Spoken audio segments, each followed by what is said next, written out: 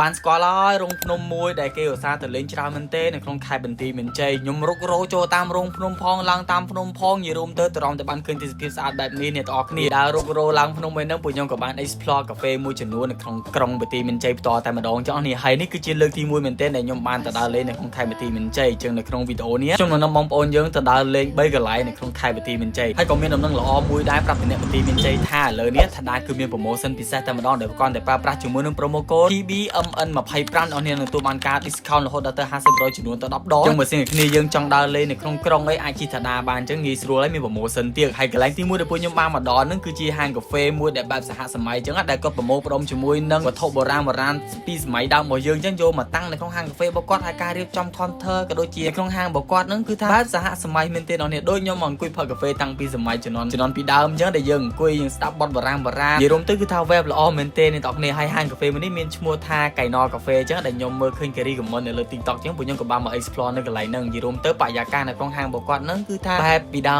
មហើយមានតុមានកៅអីអង្គុយច្រើនមែនទេដែលយើងអាចមកអង្គុយញ៉ាំកាហ្វេភាសាគ្នាមកអង្គុយលេងដូចជាមកអង្គុយធ្វើការងារនិយាយរួមទៅគឺ space កន្លែងរបស់គាត់ហ្នឹងគឺថាធំមែនទេអ្នកនាងជាពិសេសជាមួយនឹងការតាំងរបស់របរពីដើមដូចជាម៉ូតូក៏ដូចជាវិទ្យុទូអីហ្នឹងទៅជារបស់របរដែលយើងអាចដែលផ្លាប់ឃើញពីមុនមកចឹងជាពិសេសសម្រាប់អ្នកណាដែលចូលចិត្តញ៉ាំកាហ្វេបែបសហសម័យបែបនេះចូលចិត្តមកទស្សនាវត្ថុបុរាណរបស់ខ្មែរយើងតាំងពីដើមហ្នឹងមកចំកន្លែងហ្នឹងគឺដល់ត្រូវហ្មងអ្នកនរគ្នាថ្ងៃដែលពួកខ្ញុំទៅហ្នឹងពួកខ្ញុំបានកំងជាមួយនឹងតែបៃតងញ៉ាំចឹងនិយាយរួមទៅគឺថារសជាតិឆ្ងាញ់ហើយទទួលយកបានអ្នកនរគ្នាហើយបរិយាកាសបែបនេះជាមួយនឹងភេសជ្ជៈបែបហ្នឹងទៀតគឺថាឆ្ងាញ់មែនទេនេះជាពិសេសជាមួយនឹងកាហ្វេអីផ្សេងចឹងសម្រាប់ហាងកាហ្វេមួយនេះគឺថានៅឆ្ងាយពីក្រុងអ្នកនរគ្នាជិះប្រហែលជាខ្ទង់5នាទី10នាទីមកដល់កន្លែងហ្នឹងចេញពីហាងកាហ្វេមួយហ្នឹងមកគឺថាកន្លែងទី2ដែលខ្ញុំមកហ្នឹងគឺជាភ្នំជញ្ជាំងអ្នកនរគ្នាជាភ្នំមួយដែលគេឧស្សាហ៍ទៅលេងច្រើនមែនទេដែលខ្ញុំ search នៅលើ TikTok ក៏ដូចជា Facebook ចឹងគេរីកមិនឲ្យខ្ញុំទៅទស្សនានៅកន្លែងភ្នំហ្នឹងចឹងហើយទៅដល់ហ្នឹងគឺមានអូនពីរនាក់គេចាំជួនយើងដើរឡើងលើចឹងហើយដើរឡើងលើភ្នំនោះក៏នេះគឺថាខ្ពស់មែនទេពីមកកន្លែងទៅមកកន្លែងដូចយើងកំពុងទៅរុករោនៅលើភ្នំចឹងអ្នកនេះហើយនិយាយរួមទៅមកដល់ខាងលើហ្នឹងគឺថាតិចស្រួលមែនទេមានដើមឈើអីហ្នឹងគឺស្អាតមែនទេអ្នកនេះខាងលើភ្នំហ្នឹងអ្នកនេះគឺថាគេត្រៀមធ្វើជាវត្តអារាមនៅខាងលើហ្នឹងចឹងហើយពួកខ្ញុំក៏បានដើររុករោចូលទៅដល់កន្លែងរោងភ្នំមកកន្លែងនេះគឺថាខ្ញុំចង់ភាំងមែនទេអ្នកនេះតែយើងត្រូវដើរចូលទៅក្នុងរោងភ្នំហ្នឹងហើយឡើងមកខាងលើចឹងអ្នកនេះហើយឡើងមកដល់កន្លែងនេះគឺថាភ្លើងស្អាតមែនទេ